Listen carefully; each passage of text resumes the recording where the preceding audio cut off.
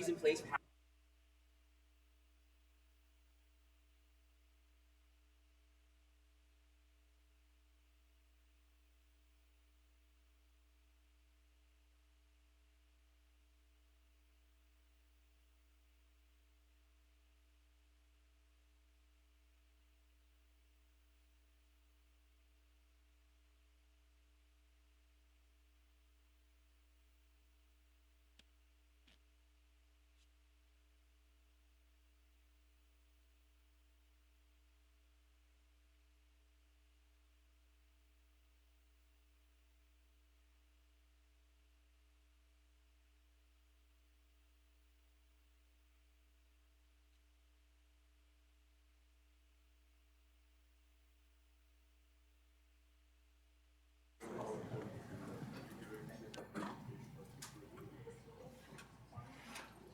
All right.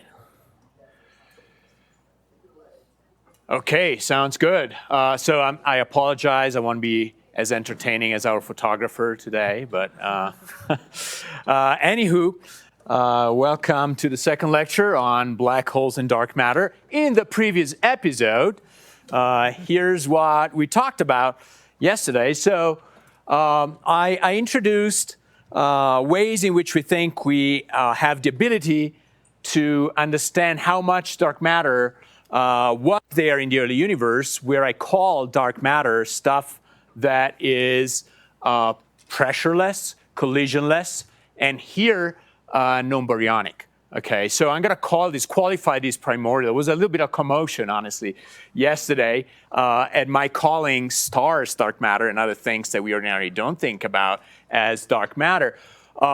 For instance, neutrinos, right? Neutrinos definitely do not count in what we call primordial non-baryonic cold dark matter. However, in the late universe, they're fully fledged part of the dark matter. They contribute in shaping the halos that we observe today.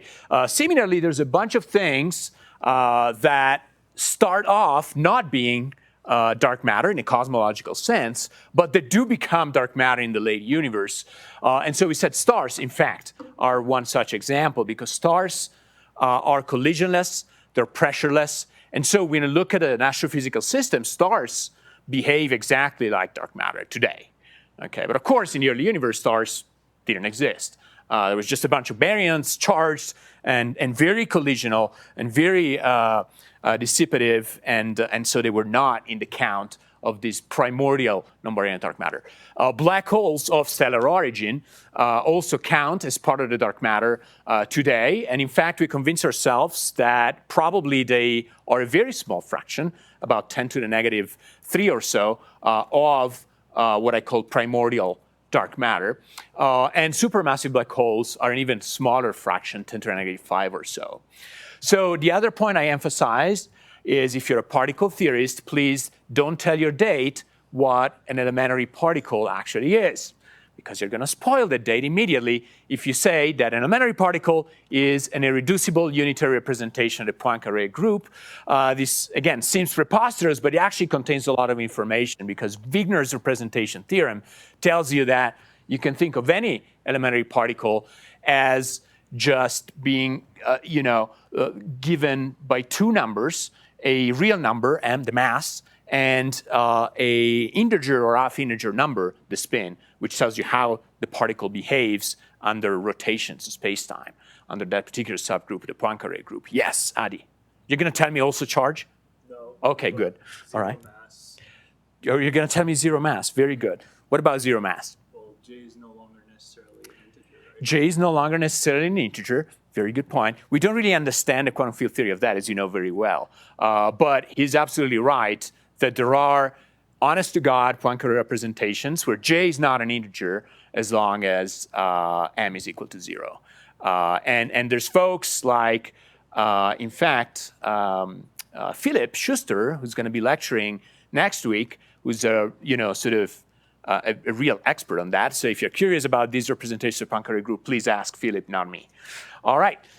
And finally, we talked about what the dark matter as an elementary particle might possibly look like from the standpoint of Wigner's representation theorem. So its mass is bounded from below by an absolute lower limit that has to do with the fact that halos exist and are gravitationally collapsed on certain finite scales.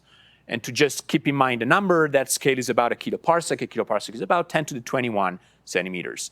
So the de Broglie wavelength of the dark matter cannot be larger than that. Otherwise, quantum pressure would prevent the gravitational collapse of dwarf spheroidal galaxies, which we do observe existing and are not subject. So, of course, I believe last week you heard about fuzzy dark matter, which is sort of a set of dark matter candidates that live pretty close to these 10 to the negative 21 electron volts, and where quantum pressure plays an important role. And I think the one piece of phenom you want to think about when it comes to fuzzy dark matter is the fact that fuzzy dark matter exhibits cores that are larger the smaller the system is.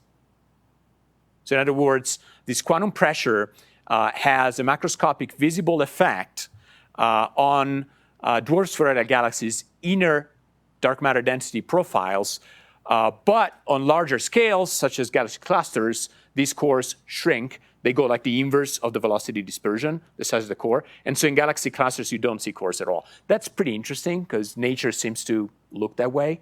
So dwarf galaxies appear to have a cored inner profile and clusters don't. So maybe there's something to it, I don't know. But what I will be talking about is the extreme other end of dark matter candidates that I argued without providing an actual sort of qualitative argument that the upper bound is about 10 to the 3 solar masses. So that's sort of the way I think about it, is the point where dark matter stops behaving like a fluid. In other words, you see the effects of individual dark matter constituents. And in particular, you see the gravitational effects. So let me actually go back to that. And so there's this book that I know the author is fantastic. And in this book, there's a bunch of exercises. Adi, what do you want to? Oh, I was just curious what sets, I mean, it, probably something like G Newton, but what exactly sets that scale of 10 cube m sun? That's exactly what I'm going to do next. Okay. Yeah. All right. I thought can you buy it on Amazon? Yes, you can buy it on Amazon. So how do we do this? Well, there's an exercise in that book that guides you through how to do that. So let me show you more or less how I thought about that. This is actually an exercise I kind of took in part from a book that has nothing to do with dark matter. It's about galactic dynamics. And so there, the idea is you want to calculate what happens in the impulse approximation, meaning when the effective encounter time is smaller than the typical time scale of crossing the system. And so in the impulse approximation, which is good if you think about a dark matter point crossing, say, a globular cluster, you can show that the dark matter imparts this velocity to stars that it's approaching with an impact parameter b. Okay, so that's sort of standard classical dynamics.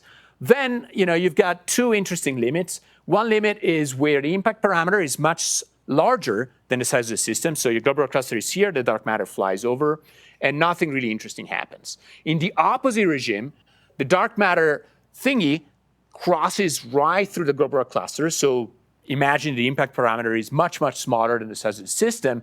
And then you can actually calculate what the energy deposited at the passage of the dark matter particle is in the globular cluster.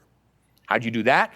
Well, you need to take an integral over essentially the distance from the center of the globular cluster, where you weight this velocity perturbation deposition that the dark matter particle causes over the surface density of the object that you're crossing. So the surface density is just a projection of the density on a plane. And so you carry out this integral. Technically, it's from 0 to infinity, but as you can imagine, there's a cutoff that cuts it off roughly at the size of the system. I ask you also to think about what the right cutoff is. And upon substituting delta V of R, which you've calculated right there, now R is your B, you can calculate the total energy that one passage of the dark matter causes. Now there's another step to the problem. And the next step is to count how many crossings happen over a cosmological time. So how many times do you get a dark matter particle crossing your globular cluster? Very easy, because you know the dark matter density, you know its velocity, you know the size of the cluster. Okay? And then finally, whether or not the globular cluster survives depends on whether you deposit, upon the passage of dark matter particles, enough energy that is comparable to the binding energy of the system.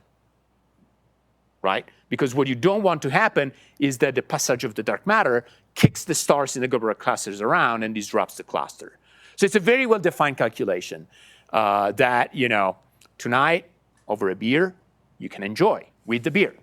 So that's pretty much the idea of how you get to, you know, and then, you know, of course, you want to optimize on which globular cluster you want to think about, where it is. You know, higher dark matter density locations are better because you get more dark matter passing through. Smaller globular clusters are better because they're easier to disrupt, and so on. Right? You optimize for that, and the bottom line is 10 to the 3 solar masses. Did I convince you, Adi? Yeah. You're going to do this exercise? Probably. You're just going to drink the beer, I know you. All right. Yes? So when we're thinking about these high mass dark matter candidates, should we be thinking PBHs, or are there other potential ways to do this? No. Yesterday, you were quizzing me about composites. And so any composite that you can think of as being small, right? Small in this case, with respect to the size of a globular cluster, is fine.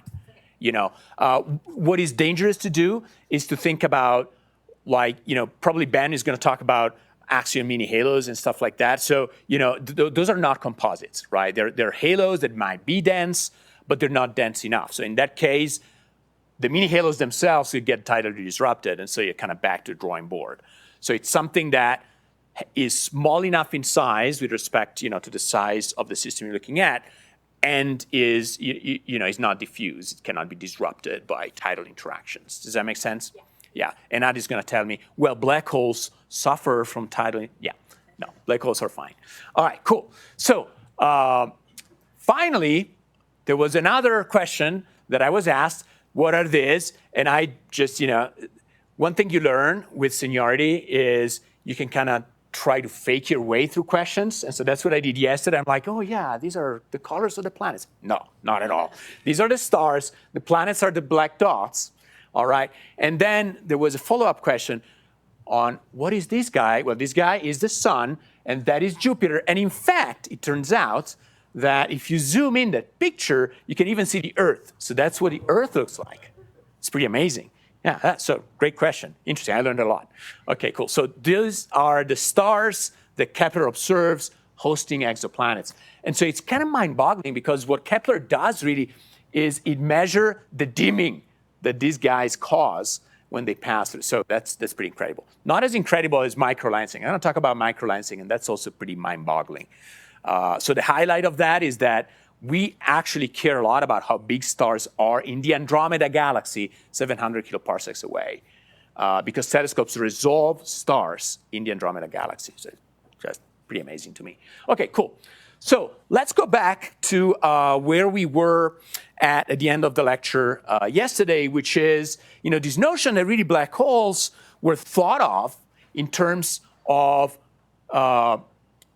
obscure bodies, using the language of Laplace, or corps obscurs, where the notion is that if the escape velocity becomes larger than the speed of light, and if you can think of light as a little point particle, then you can never observe an object whose escape velocity is larger than the speed of light. So this is, you know, sort of very hand-wavy, but it is the way in which black holes were first thought of.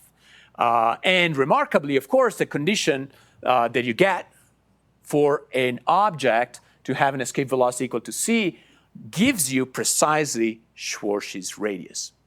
Okay, so if you solve there for v equals c, you get the c squared. And so what you want is that the distance to where you calculate the escape velocity be smaller than the Schwarzschild radius, and that's the condition such that no light can escape this particular mass concentration. Now, these were sort of forgotten because people were like, well, yeah, thank you very much, Monsieur Laplace, but it's impossible to stick that much mass into that small a volume. And so it was only 120 years later that Carl Schwarzschild in 1873 found the first explicit solution to the vacuum Einstein field equation of general relativity. And it's sort of an interesting story because, you know, he grew up in a family of 6. And for all of you who grew up like me in a large family, you can imagine that actually being in the trenches of the Eastern Front in World War I was a much calmer environment than your family of origin. And so in the calm of the Eastern Front, Carl Schwarzschild derived the first solution to Einstein's field equations, and that's what it looks like. Of course, I would imagine that you all have seen Schwarzschild metric before. And so again, we see exactly the same expression for the Schwarzschild radius, and this is, of course, the metric on a sphere.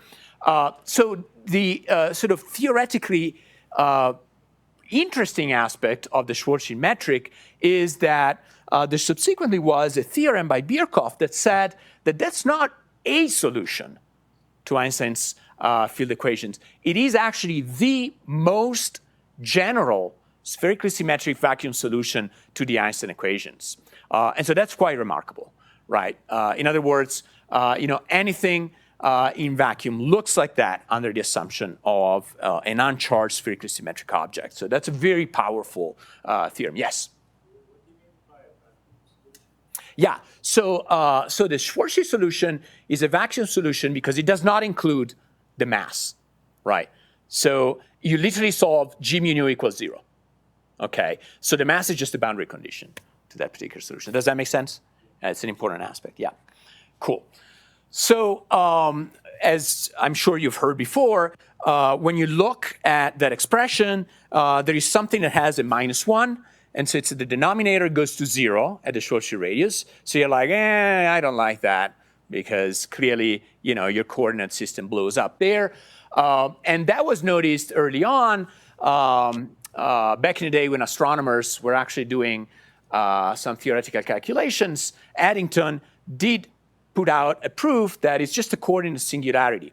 And others, you know, show that there's many, many choices of how you can change coordinates and make that particular singularity at the Schwarzschild radius go away. And I'm sure you've seen this before, but just to give you an example, what you can use is a change of coordinates where, you know, this is kind of like attacking with the Panzer Division, and you just say, I don't want this, and so I change coordinates such that this disappears. All right, and that's a choice called tortoise coordinates. Explicitly, you know, when you solve this differential equation, you have that.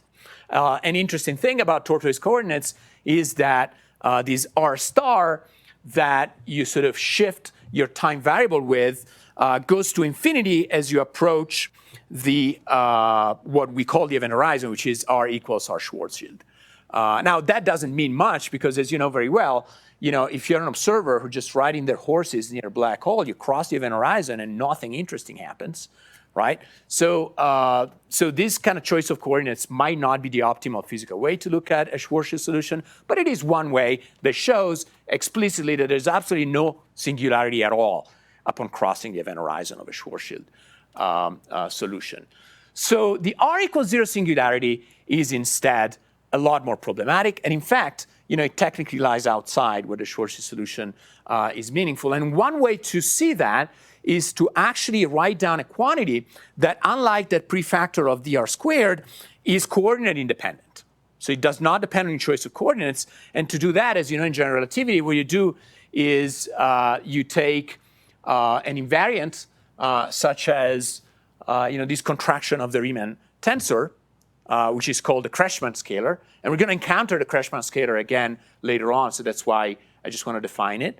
And if you calculate the Kretschmann scalar, you see that, in fact, that quantity, which is, again, coordinate independent, does diverge at R equals 0. And so that's one of the reasons why people are like, yeah, you know, black holes are just pathological.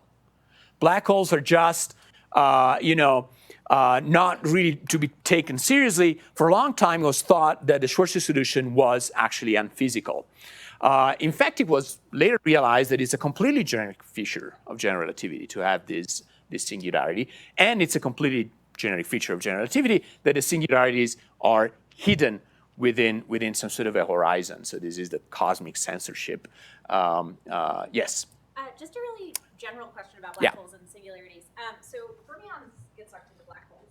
Sure. And squished. Yeah. So how is that allowed with like polyblocking and phase-space dispersion? Yeah. Polyblocking is not enough. We'll see. That's exactly what happens in astrophysical black hole formation. So when gravity, and we'll do that calculation, which is literally, it's going to take this much to understand how many fermions you need to stack together for a given mass, such that you overwhelm Pauli-blocking with gravity.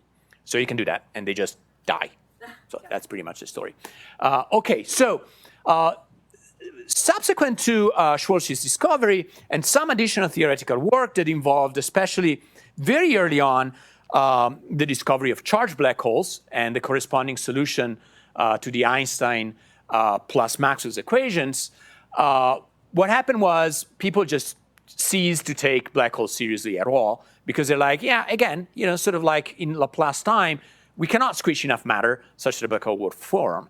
But then, people also realized that maybe with white dwarfs and neutron stars, actually a collapse into a black hole overwhelming fermionic degeneracy pressure might, in fact, happen in the universe. And so people started thinking about black holes a little more seriously up until when NASA launched the first X-ray telescope in space. So the problem with X-rays is they get absorbed in the atmosphere. So you cannot observe them from the ground. You have to launch something in space. And as soon as NASA launched it, they saw this source here, Cygnus X1, which is a very, very bright X-ray source. And here is like a artist impression of Cygnus X1. So what Cygnus X1 is a system of a giant star, a blue giant, that is being disrupted by a close-by object that develops an accretion disk and accelerates particles to very high energies, and in particular produces a lot of X-rays because of the heating of the material on the accretion disk. So how did people conclude that this object was a black hole? Well, they actually looked at the variability of the light emitted from the accretion disk, and they noticed that the variability was very short.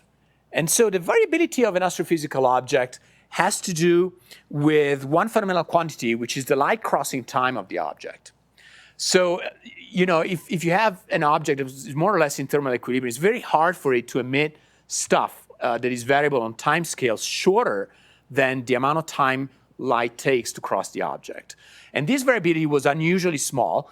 And from the fact that the object was actually seen to be orbiting, they had a pretty good understanding of the mass. And so you had a mass and an estimate of the size of the object, which were completely incompatible with the object being a star or star-like object, or a neutron star or anything like that. It was a lot smaller.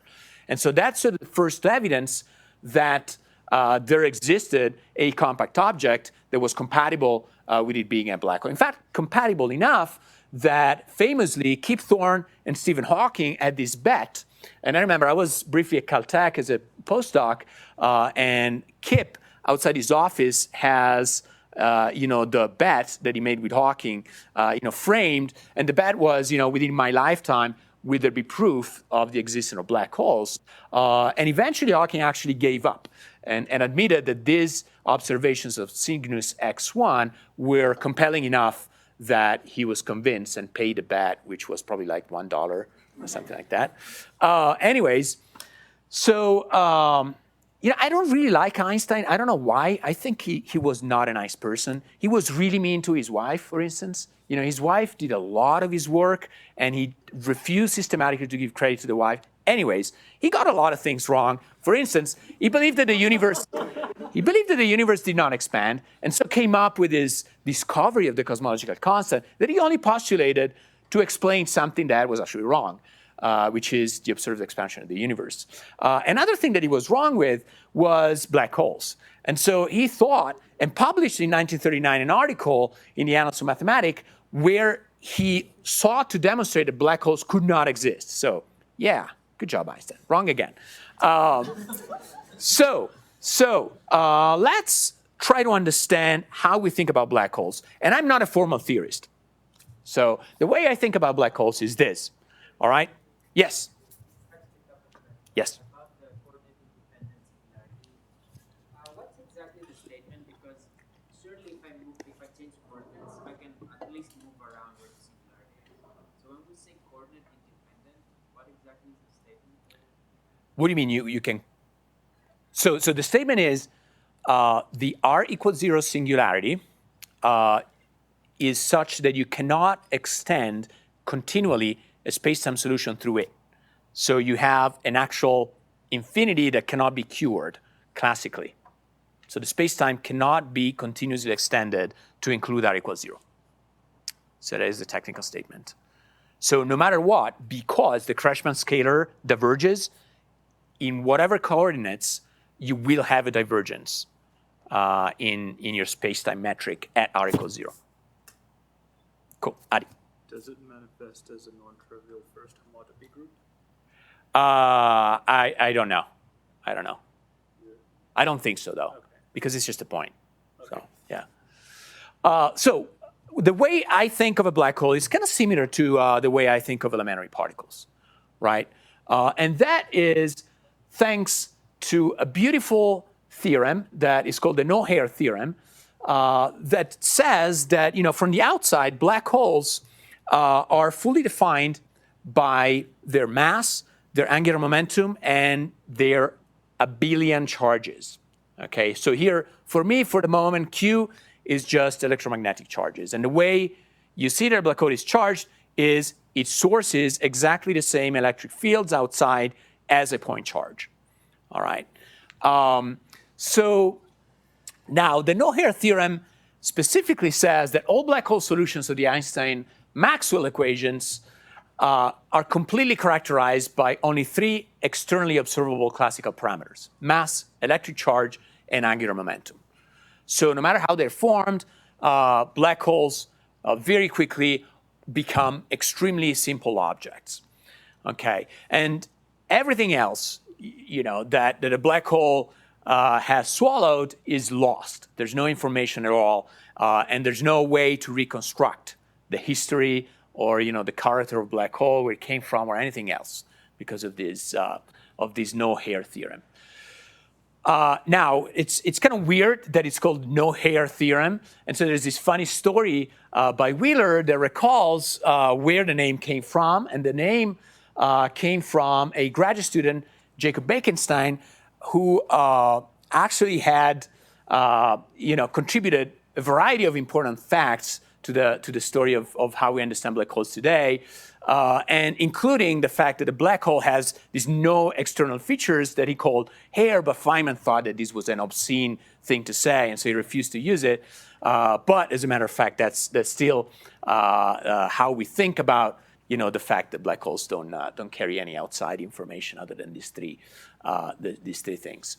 So I know that some of you are real experts on the topic of sort of violations or counterexamples to the no-hair theorem. And so it's important to understand that the no-hair theorem is purely classical. It's purely classical. So it takes the classical Maxwell's equations and the classical Einstein's fields equations, and it builds upon them. And actually, it holds, strictly speaking, in its original incarnation in vacuum, which is not what our universe looks like. However, good news is that the no-hair theorem does hold in de Sitter space.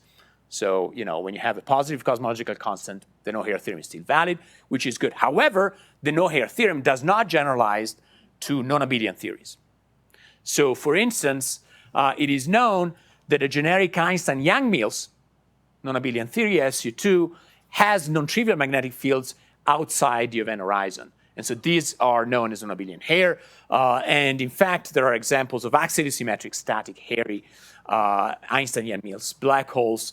And here, the story is just, instead of taking Maxwell's equations, just go ahead and take the sort of classical version of Yang-Mills theory, which is spelled out here.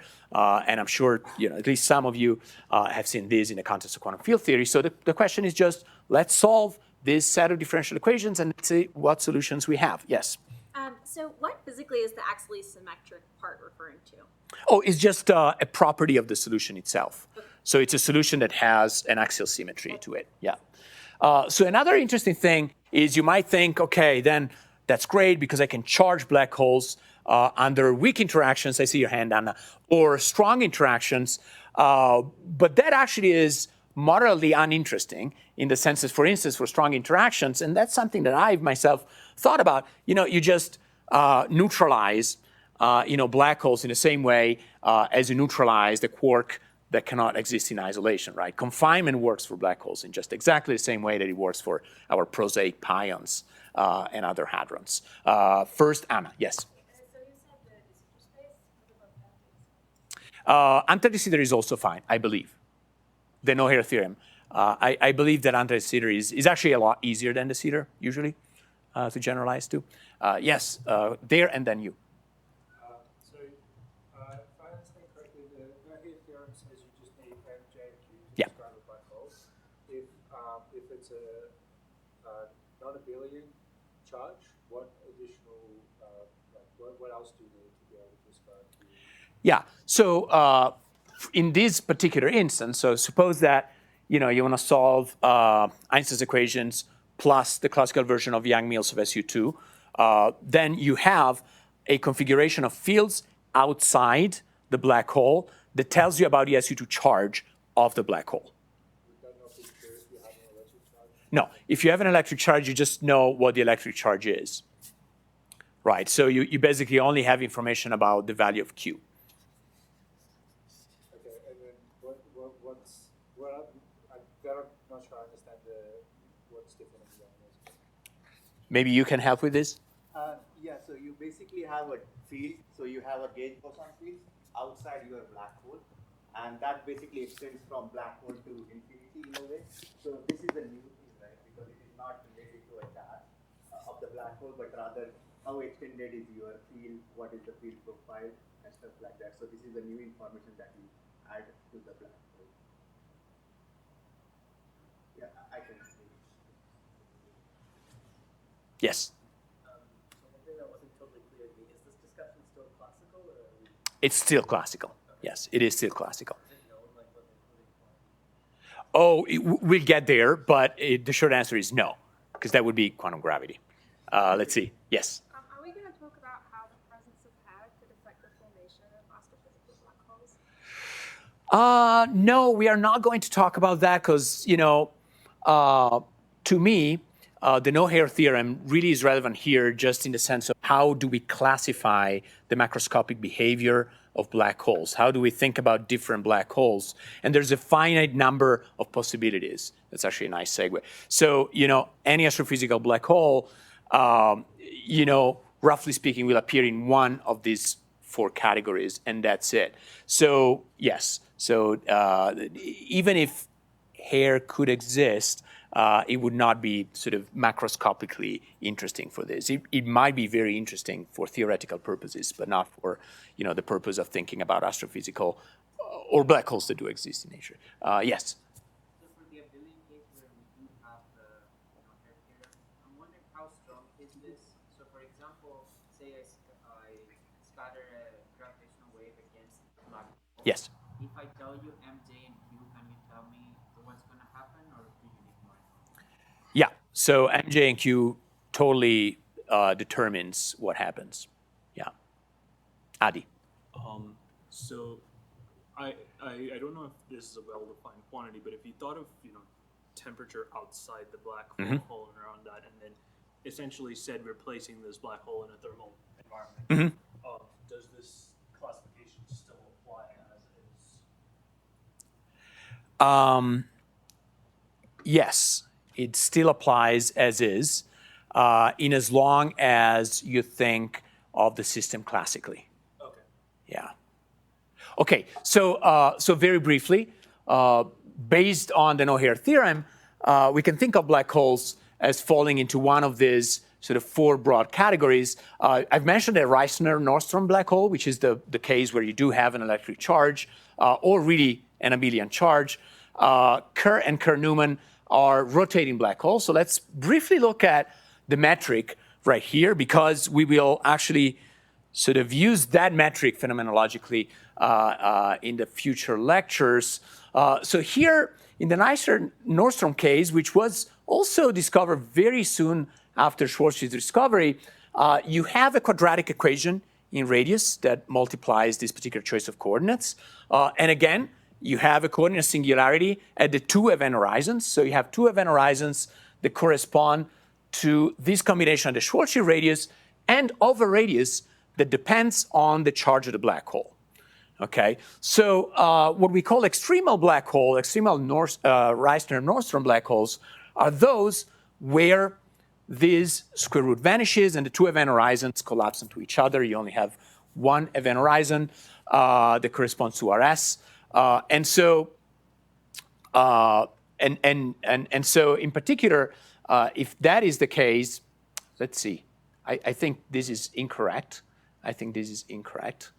No, I think this is actually correct because the black hole temperature depends on the existence of a surface between the two horizons. And so the temperature of these Reissner-Nordstrom black holes does go to zero when the black hole becomes extremal.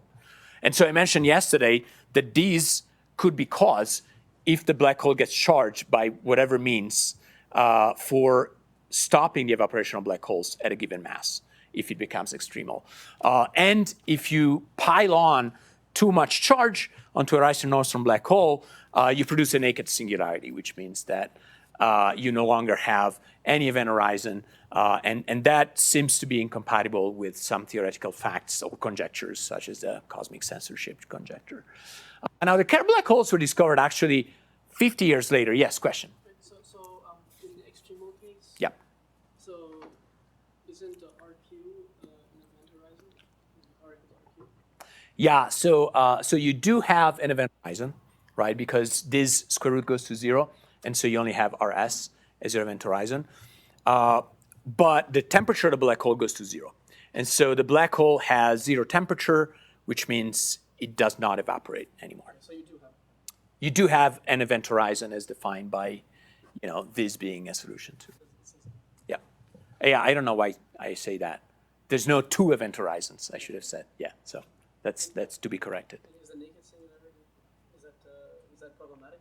It is problematic. Yeah. Yeah.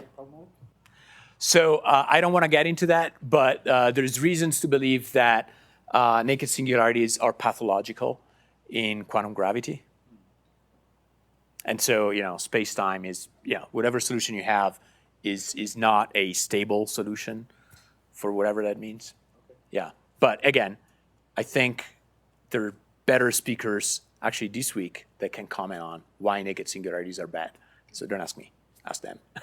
Carrasco is going to be the person to ask to. Yes? Are extremal black holes physical? Like, could they exist? No. So extremal black hole cannot exist. You can have something very close to extremal, but extremal black hole, and I'll get to that in just a moment. So there is sort of a set of analogs to the laws of thermodynamics that apply to black holes, and one of them says that in just the same way as entropy goes to zero at zero absolute temperature, similarly, a black hole that is extremal does not exist. So you just don't have it. Yeah. So Kerr black holes, more complicated solution that appeared 50 years later, and the reason is axial symmetry versus spherical symmetry. Einstein's vacuum equations are a lot simpler in spherical symmetry than in axial symmetry, but they're treatable. You need suitable changes of coordinates here, oblates ferroidal coordinates, and in this particular choice of coordinates, as a function of, notice that we use the term spin, but spin is an intrinsically quantum thing. This J is actually the classical angular momentum. It's the classical angular momentum. So this parameter A, which is called the effective spin of a black hole, is the angular momentum in units of the mass of the black hole. And as a function of these other parameters, here's the metric for Kerr black holes, which are very weird objects. And again, I'm not going to comment at all on sort of theoretical aspects of this object because they are uninteresting from a macroscopic point of view. But one cool fact that you might take into account is that within this region 3, that is inside the sort of second horizon, the inner horizon, there actually exist closed time-like curves, which means that if you're an observer there, you start from a point, you go on, you go on, you go back to the same point, but you actually go back to the same point in time. So there exist curves such that you can go back to the same point in time, which smells a lot like time travel. And so there's all sorts of implications about the inside of curved black holes for time travel, for wormholes, and all sorts of interesting things that I will not at all talk about, but just to put them out there. Yes? Would black holes get angular momentum just from like initial conditions, like when they're forming? Yes, or from accretion. So both from initial conditions and from the fact that if you have an accretion disk, you tend to deliver more and more angular momentum onto your black hole. Adi? I get you're saying that closed timeline curves are pathological, but you're also stating that this is a zero temperature thing. So No, I'm not. no, No, this is not zero temperature. This is within when they're well separated. Yeah. So this is when they are separated and you are inside the inner horizon. Okay. And this, yeah. So what Adi is alluding to is the fact that you, again, have a quadratic equation here, and it has two solutions that are called outer and inner horizon. And I'm talking about the region inside the inner horizon. Good. So now, let's move on from classical physics and talk a little bit about the thermodynamics of black holes, which is due to the same guy that came up with the no-hair theorem, Bekenstein, who in 1972 realized that necessarily black holes have to have entropy. And the reason is the second law of thermodynamics. If you throw something that has entropy into a black hole, then it's either entropy diminishes or you give entropy to the black hole. And in fact, and we now know that black holes have the highest possible entropy, at least as theoretical objects that there could be. And so, yeah, the increase of entropy must compensate for the decrease of entropy carried by the object that was swallowed. Now, let me talk a little bit about what I alluded to, which is sort of the analog of the laws of thermodynamics for black holes. And I'm not yet talking about evaporation. So this is just from the statement that black holes have entropy. They are thermodynamical objects. And as such, we can talk about things like thermodynamics laws. So the zeroth law of thermodynamics says that if you have a body in thermal equilibrium, the temperature is the same across the body, right? And so the analog here for black holes is that the surface gravity on the horizon of a black hole is constant. So the horizon is a very uninteresting object to sit on because it looks exactly the same everywhere. This second item sort of comes straight out of, on the one hand, the no-hair theorem, on the other hand, the sort of first law of thermodynamics generalized to black holes. So how can you change the energy of a black hole? Well, you can change the energy of a black hole just by changing the things you can change, which are the area of the event horizon and its surface gravity k, which will eventually be related to the temperature of the black hole, but so far is not. I'm not talking about temperature so far. I'm just sort of using analogs to temperature, okay? You can change the energy by changing the angular momentum. And finally, and that's it, because of the no-hair theorem, you can change the charge. And so if you change the charge, you change the electrostatic potential outside, and therefore you change the energy of the system. Does that make sense?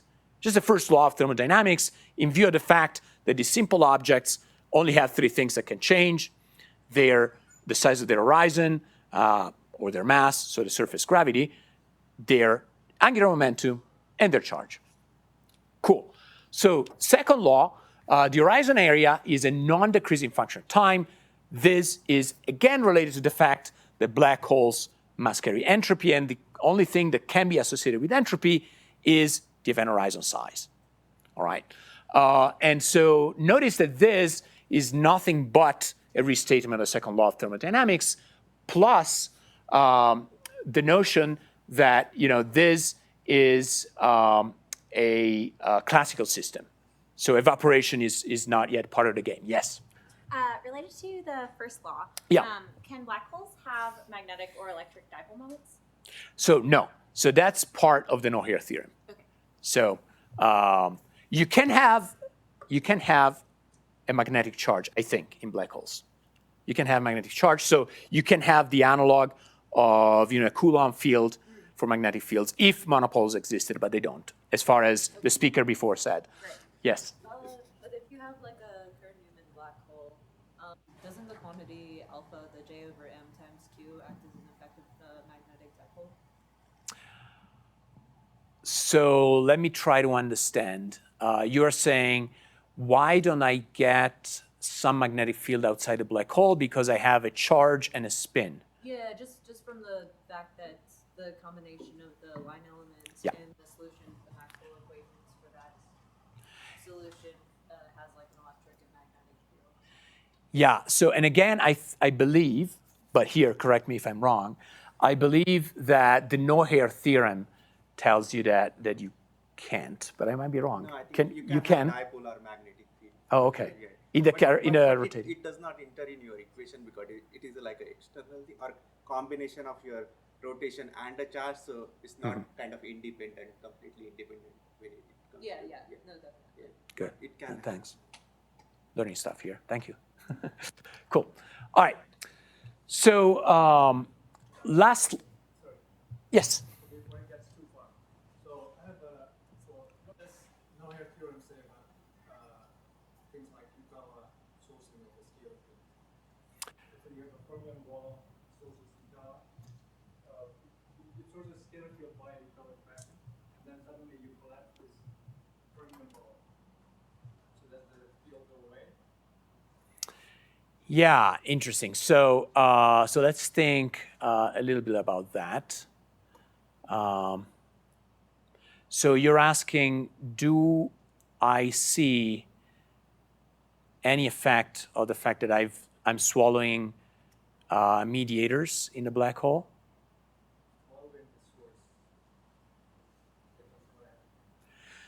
So you're saying, well, I am charging this object in a way that it could develop a Yukawa interaction outside the black hole. That's a good question. I don't know. That's an interesting question. I'm trying to think about the abelian nature of that interaction. I guess it's fine. It's fine. You mean like it's not characterized by the black hole. This scalar will just be independent. Is that what you're saying? Right. Right. There is no long-range gauge field associated with it, so I don't think there will be any. Well, first of all, global charge is not preserved. Global symmetry is not present. So Yukawa charge is just a coupling. I mean, it's not there is no long-range field associated with it. Long-range gauge field. Good. Yeah. So the no-hair theorem really talks about the asymptotic at R infinity. That was originally in Good. Einstein's argument. Okay. Yeah. I mean, even if this Scalar scalar field is massless. would have to go to zero Yeah. at the horizon. That's right. It's an asymptotic statement. So it says at infinity you don't see anything else. And in the case of a Yukawa with a non-zero mass, at some point it dies off. What if it's massless? Then you're back to saying, okay, it just carries a charge Q, and there's this new U1 interaction because you're for a mass. I mean, Yukawa is not a U1. In a massless limit, yes. It is? Yeah. Okay, I'll think about it. Yeah, I think so. Yep. Cool stuff. Thanks. Good. So the last one is about extreme black holes again, and has to do with the fact that you cannot form a black hole with vanishing surface gravity. So again, this is the analog of the entropy of a system at absolute zero is a well-defined constant. Okay. Yes. How do you define surface gravity for black holes? How do you define surface gravity for black holes? So you just define it as the gravity at the event horizon. So the gravitational acceleration at the event horizon. It's the gravitational acceleration experienced by an observer. Yes, at the event horizon. Okay, not experienced by an observer for a No, at the event horizon. So we'll get to that right now. So let me talk about, in fact, the notion of black hole evaporation, which, as I mentioned yesterday, is a semi-classical process. And the discovery is remarkably is tied to Hawking's trip and visit to Moscow in times when, Russia was sort of as friendly as it is now, so not very friendly. Zeldovich and Starobinsky were convinced that rotating black holes should create and emit particles, while Gribov over here, the smoking one, believed that even a non-rotating black hole should emit radiation. So Hawking was like, okay, let me go home, think about it, and take pencil and paper. And in fact, Hawking's subsequent calculation that I will outline in one slide showed that pretty much all black holes evaporate. And so here is the gist of the argument, which goes back to the notion of surface gravity. And so the idea is the following. So you switch to a coordinate system where you sit at the event horizon, and so you're accelerating because of the surface gravity. From the standpoint of quantum field theory, if you have a vacuum state and you're accelerating inside it, what you see from the standpoint of the accelerated observer is a thermal bath. This is something that Unruh and Davis had appreciated, and it's a completely general phenomenon that just has to do with how creation and annihilation operators look like in a reference frame that is constantly accelerating. Okay, and so those annihilation and creation operators behave as if they were producing particles according to a thermal distribution with this specific temperature, where A is the acceleration of the observer inside your vacuum. Does that make sense? So that's sort of the first step that goes with Hawking's calculation of the temperature of a black hole. So then the calculation goes as follows, and sorry, the animations are screwed up. So you consider, for instance, a Schwarzschild black hole, and you look at its surface gravity, and it looks like this, okay, where r is the radius. And then what you say is, for the field theory state to consistently extend all the way to infinity, you want to redshift your thermal background everywhere. So at a given r prime, outside, anywhere outside the event horizon. And so the gravitational redshift that is associated with moving away from the black hole gives you this factor here. You might have seen this. You might recognize this as a gravitational redshift of this temperature. All right, so temperature is just an energy, and so it gravitational redshifts just like energy. All right, and so what you have is this expression. Now, taking this expression, you want to make sure that you have a well-defined temperature asymptotically, so infinitely distant from the black hole, which means you take r prime to infinity. And so this leaves you with this. But if you calculate this at the event horizon, which, as we saw, is 1 over the mass with some pi's, you get the asymptotic temperature that a black hole emits when a black hole has mass m. In the case of Schwarzschild black holes, is 1 over 8 pi m in natural units. I don't know if this makes much sense. But again, the logic is the following. The logic is you have an accelerated reference frame at the horizon, just because of the pull of gravity. A quantum field theory vacuum appears to an observer that moves at constant acceleration as having a thermal distribution of states. So the same annihilation and creation operators that you have in a vacuum of a quantum field theory get sort of deformed, distorted in the accelerated reference frame in a way that produces a thermal bath at a well-defined temperature. And now the question, and what Hawking really calculated, was what the temperature of the black hole is asymptotically far from the black hole, given what the surface gravity of the black hole is at the event horizon. And this is what you have. Does that more or less make sense? Yeah, so what confuses me is where you're making the measurement. So like, I've heard it stated as, right, so you're making the measurement of surface gravity as experienced by an observer near the horizon, Yeah. but the measurer is asymptotically Yes, far away. asymptotically far away. Okay. And how does one actually communicate this? Is there any, like, I've heard this rope thing and I don't really buy the rope thing. There are a lot of issues with this theoretical rope. Maybe we should go into after. Yeah, yeah. One has issues with this rope and I've heard a lot about it. Yeah, I don't know much about ropes in this context, but but so this is roughly the sketch of Hawking's calculation of the temperature of a black hole associated with the surface gravity at the event horizon of a black hole. In this case, Schwarzschild black hole of mass m. So what? Okay. Well, if you put in the numbers with units, this is the kind of temperature that you get for a black hole with a mass around the mass of black holes that we know and love and we know exist, we observe now quite accurately. And so you've got 10 to the negative 7 Kelvin if the black hole has a mass of around the sun's mass. If the black hole has a mass, on microscopic for us scales, ton-sized black holes have masses in the TeV. So, electroweak scale temperatures correspond to roughly ton-size black holes.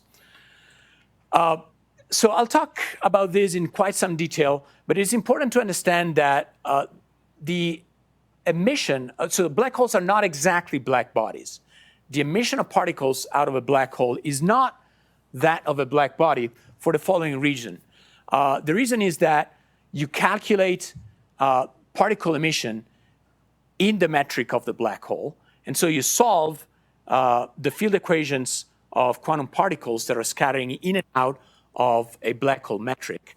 But that is not flat space, right? And so black holes have something called gray body factors that tell you exactly how they differ in their emission properties from sort of classical black bodies. Yes?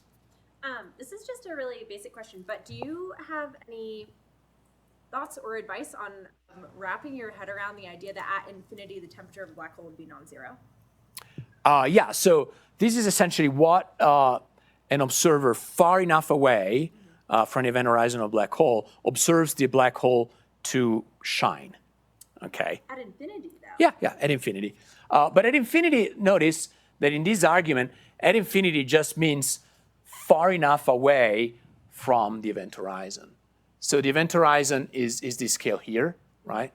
And so you just need to have R prime be a few times the Schwarzschild radius. I guess what I'm struggling with is that makes sense to me, but like far away and infinity are very different. Like finitely far away.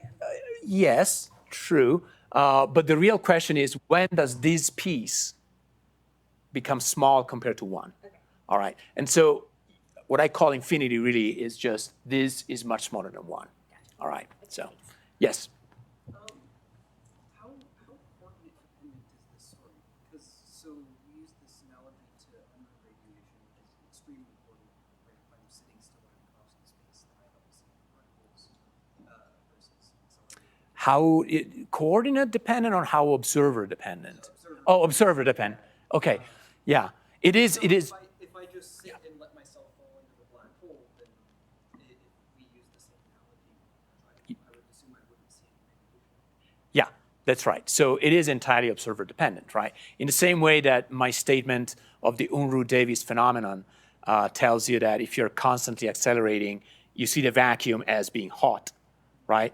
In the same way, if you're constantly accelerating and you look at a black hole, it's going to look hotter, right? So yes, it is definitely observer dependent. Cool.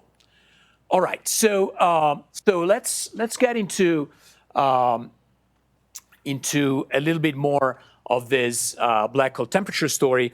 So one thing that is important to appreciate is that the black holes we know exist don't evaporate at all. They don't evaporate because of thermodynamics. They don't evaporate because their temperature is 7 orders of magnitude smaller than the thermal bath that they exist in, which is a CMB at 2.7 Kelvin. So black holes actually grow. They accrete stuff, including a CMB, and we're going to look at how they accrete matter, how they accrete radiation, how they accrete dark matter in a subsequent lecture.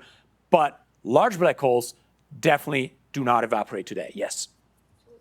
So, is this predicated on having a specific heat that's positive, like mostly everything does? But if it were to have a negative specific heat, which can hold true in some geometries, this is actually no longer the case? Yeah, I guess you can say that. But, right. But I think the statement that you cannot move heat from a colder body to a hotter body, I think holds. I see. Okay. So the statement would actually just be if it's hotter and it radiates, it will heat up. Yes. Okay. Yeah. Good point. Good. So, of course, as black holes evaporate, they lose energy and therefore they lose mass. And it's tantalizingly simple to calculate the black hole lifetime based on very simple sort of introphysics arguments. Because, to a good approximation, again, black holes are black body, not exactly, and we get there. But if they were perfect black bodies, we know exactly what black bodies do.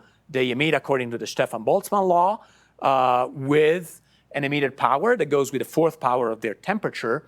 And so this loss of energy equates to a loss of mass in the black hole, and therefore the shrinking of the black hole and the black hole becoming hotter. Okay, so that's sort of the general phenomenology. Ari? Is there, just as more out of curiosity, Yeah. Is there a phrasing for that in terms of Ricci flow? Because most thermal properties do have that kind of language. Yeah, I don't think that that's the right language here, because you really want to be sort of talking with this semi-classical picture where, you do take into account creation and absorption of particles. So I don't think that that's the right picture, but that's, yeah. If you included, what about Lie curvature? You included Young-Mills curvature. Yeah, I don't know about that. Yeah, I don't know how that affects the mass evolution of black holes. So here, when you look at this temperature to the 4th, and we keep in mind that you are also shedding heat proportionally to the surface of a black body. That's Stefan-Boltzmann's law. And the surface is proportional to the Schwarzschild radius squared, which in turn goes like the mass. You see that you have 4 powers of the mass downstairs here because of temperature to the 4, and 2 powers of the mass because of the area of the event horizon. And therefore, you have a mass loss with time that goes like 1 over the mass squared of the black hole. All right? And so even I can integrate the differential equation. And if you do, you get that, in this approximation, of course, Stefan Boltzmann only factors in the production of photons. But we know that black holes, if they're hot enough, are going to emit many other particles, as long as the particles are lighter than the temperature of the black hole. But if you only take into account photons, the black hole lifetime for a stellar mass black hole is very, very long. Okay, 10 to the 64 years. And again, to just get an idea, our universe is tens of giga years old. So that's 53 orders of magnitude longer lived than the universe. Yes? This calculation is in a 0 temperature background. Correct. Very good. Yes. So if you are at finite temperature, what essentially happens is you accrete, right? You have a thermal bath outside. You have stuff. So this is actually not only at 0 temperature, it's in vacuum. Okay, so this is the lifetime of a black hole in vacuum. If you're not in vacuum, we'll see what happens. But primarily, you have accretion that changes the mass of the black hole, and typically in a much more meaningful way than evaporation. Cool. So if you look at smaller black holes, for instance, black holes of size about a ton, their lifetime is very, very short. So in units of 10 to the 10 grams, the lifetime of a black hole upon evaporation is on the order of a few minutes. Yes?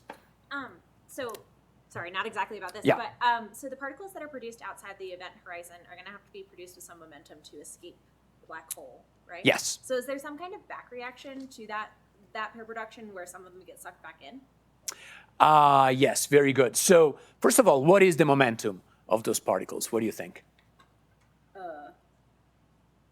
Related to the energy of the other particle. Yeah, and we know the energy. The energy is kBT, right? They're just thermal particles. And so, if they're much lighter than the temperature of a black hole, then they will have, they will be ultra relativistic, and they will, go off. Something that we have been thinking about is what happens as you start evaporating into a massive particle. And so your particles don't really shoot off at infinity. They might actually form a halo of particles around a black hole. And that's a possibility that I'm actually quite interested in. So if you want to follow up, yep. So that is definitely a possibility. Whether or not you accumulate enough to be interesting, I don't know. Yes? Bit of a weird, probably not super well-formed question, but it's related to this interplay between the temperature of the bath that the black hole is in and the Hawking radiation. Yeah. You said earlier that today a lot of black holes that are stellar mass are obviously much cooler in the background, and so they're consistently absorbing CMB photons and other things. But the thing that's weird to me is that as these black holes are absorbing the CMB photons, they're getting more massive, right? They're getting energy. Yeah. But therefore, their temperature is going down. So That's right. This temperature is flowing from the thermal bath into the black hole, but somehow the black hole is losing temperature. Is there a way to think about this that's not confusing? Well, it's losing temperature, but it's accreting mass. So, there's no real violation of energy conservation. I don't know if that's sort of what you're hinting to. I guess that. It's counterintuitive that, yeah. Energy conservation violation, I guess. It's just a weird physical scenario. It is a weird physical scenario because, you're getting something bigger, but also colder. And that's maybe what is counterintuitive.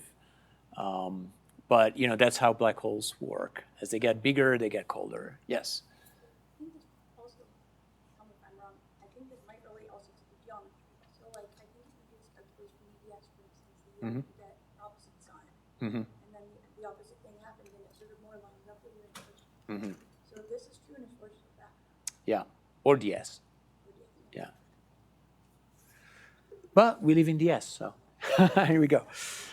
Cool. So it's something that is quite important for this set of lectures is understanding what is the minimal mass of a black hole such that it sticks around today, right? And then maybe it can be the dark matter. So this calculation is very easy because we know this formula for the lifetime of the black hole, and again it's approximate, but more or less it's correct. We know that the universe is 10 gigayears, and I have this little trick. A year is almost exactly pi times 10 to the 7 seconds, mysteriously.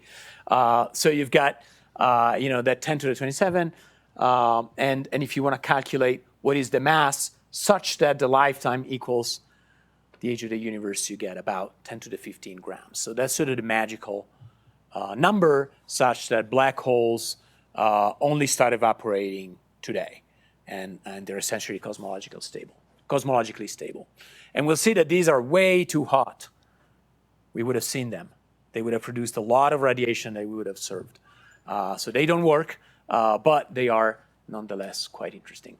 So very quickly, I mentioned that black holes are not black bodies. And the reason is that their emission goes like these gray body factors that essentially tell you how particles of a given spin behave in the background metric of a given black hole. All right. So the emission rate is a function of time, and energy goes more or less thermally, right? This is your Boltzmann distribution.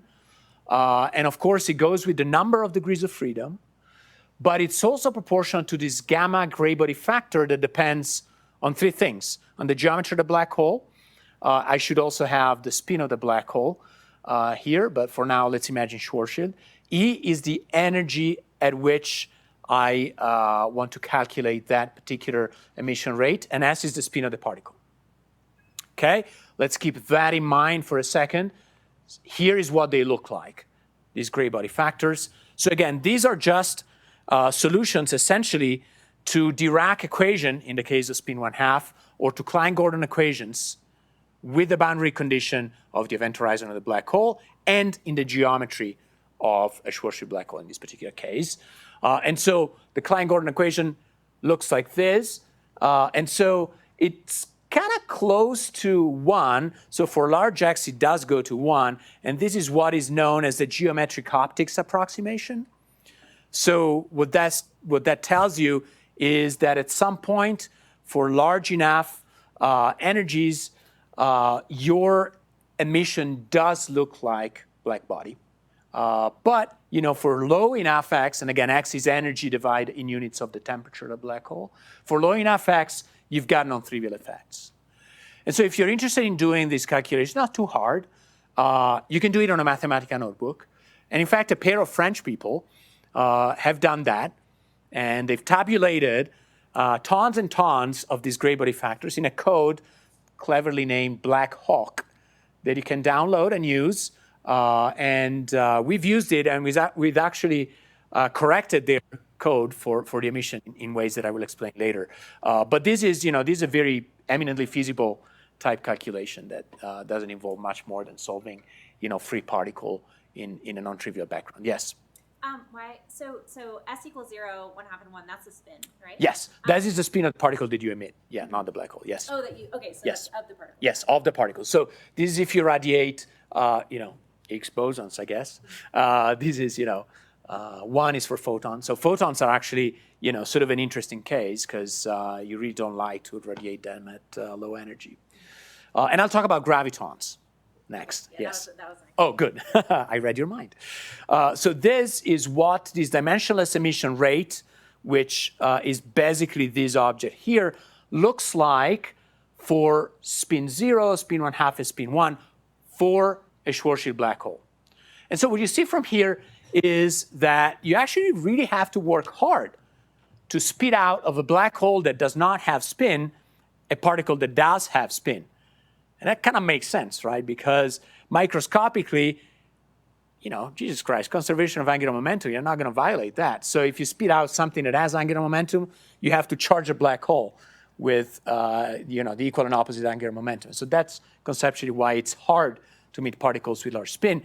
Similarly, if your black hole is spinning, it's going to be a lot easier to produce particles with spin because the black hole will like to shed its angular momentum. And we'll see that in detail. So we're kind of running out of time, but the idea here is that as the black hole evaporates, it goes through a bunch of different degrees of freedom, right? And each one of these degrees of freedom will pop up when the black hole temperature, again, corresponding to the inverse mass, crosses the threshold corresponding to the particle that you want to emit. Because remember that this is a thermal emission, and so if your particle has a mass m and the black hole has a temperature which is much smaller than that mass, your process of emitting that particle is suppressed by e to the negative m over t. Okay, so if the temperature is much lower than the mass, there's no way you evaporate into those particles. Okay, so in a sort of exponential weighted way, you go through all of the particles in a standard model, and you build a unique light curve that looks like this. And I've got a high school student, and I asked her, for the first day of her internship with me to calculate this curve, and she did it in 1 day. So it's not a complicated calculation at all. You just go through these degrees of freedom, and you calculate what the mass and the temperature of the black hole look like as a function of time. And what I'm showing here is actually the last minute and a half of the life of a black hole. And so things are fairly boring. And then all of a sudden, its temperature skyrockets very quickly. And notice the units, this is temperature in TeV. And this is the mass of the black hole that collapses to 0 very, very quickly. Yes? So on the previous plot, once you're above a certain temperature, why do we have bands? Shouldn't it just extend? What do you mean bands? Yeah. So you just jump. And this is the emission rate. So this is the evaporation rate of the black hole that, again, counts the degrees of freedom.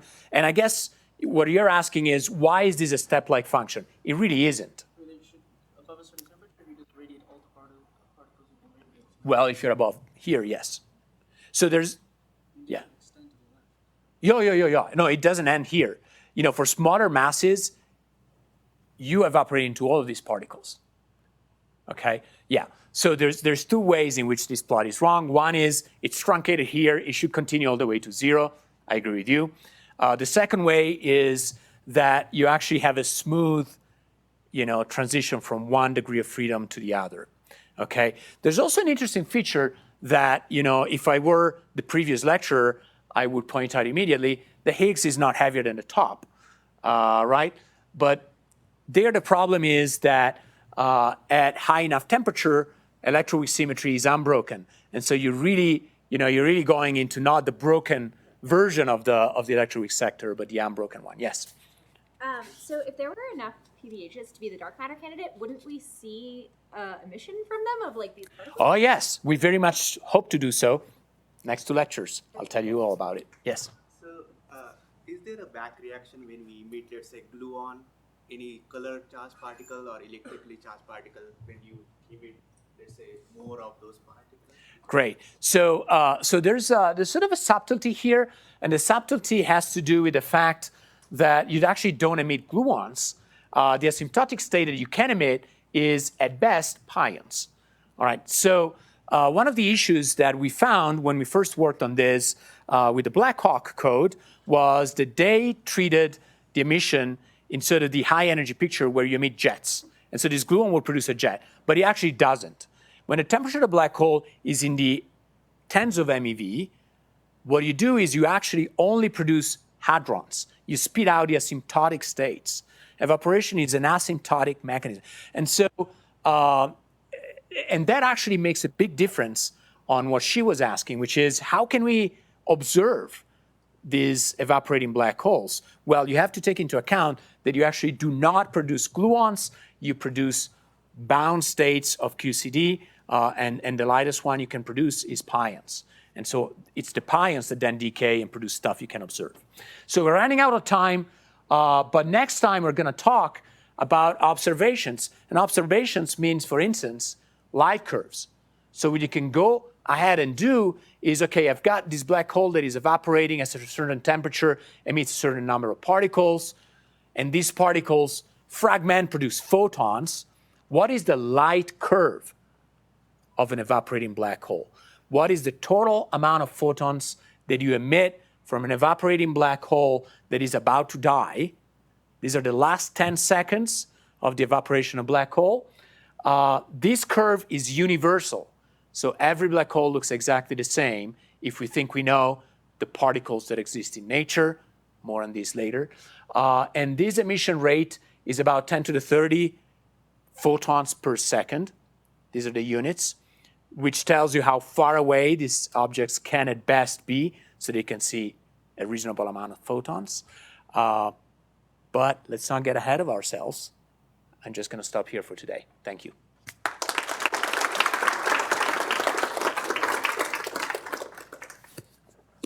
Adi. Well, we can just break, and if you have questions, you can come here. Do you know of any papers where they, if